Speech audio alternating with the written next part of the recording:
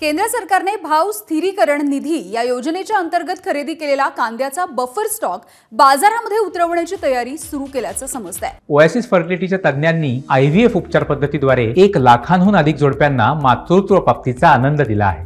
मोफत appointment book करण्यासाठी आजच संपर्क साधा। आणि याचा फटका थेट कांद्याच्या दराला बसणार आहे। त्यामुळे कांदा उत्पादक शेतकरी आणि शेतकरी संघटना यांनी बफर स्टॉक बाजारामध्ये उतरवल्याला विरोध केलेला आहे। अजूनही शेतकऱ्यांकडे चाळींमध्ये कांदा मोठ्या प्रमाणावरती साठवून ठेवलेला आहे। मग कांदा मुबलक शिल्लक असताना बफर स्टॉक बाजारामध्ये उतरवण्याची घाई कशासाठी असा सवाल सुद्धा कांदा उत्पादक शेतकऱ्यांनी केलेला आहे। नाफेड मार्फत केंद्र सरकारने जो कांद्याचा बफर स्टॉक केलेला आहे तो बफर स्टॉक मार्केटमध्ये उतरवण्याची तयारी सुरू केलेली आहे।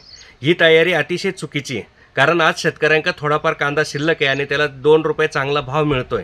यापूर्वीचा जो शेतकऱ्यांचा कांदा आहे तो बेभाव विकलेला आहे, शेतकऱ्यांच्या पदरात काहीच पडलेलं नाही। आज 2 रुपये येण्याच्या काळामध्ये जर केंद्र सरकारनं बफर स्टॉक मार्केटमध्ये उतरवला तर शेतकऱ्यांच्या ताटामध्ये माती कालवण्याचं काम होईल। महाराष्ट्रामध्ये विधानसभा निवडणूक येऊ घातलेली आहे आणि या विधानसभा निवडणुकीमध्ये जर आता कांद्याच्या उत्पादकांना कांद्याच्या दरात हस्तक्षेप करून घसरण झाली आणि शेतकऱ्यांचं जर त्याच्यामध्ये कुठल्याही प्रकारे आर्थिक नुकसान झालं तर याचा परिणाम सरळ सरळ येणाऱ्या विधानसभा निवडणुकीमध्ये महायुतीला याचा फटका बसल्याशिवाय राहणार नाही। एबीपी माझा, उघडा डोळे बघा नीट।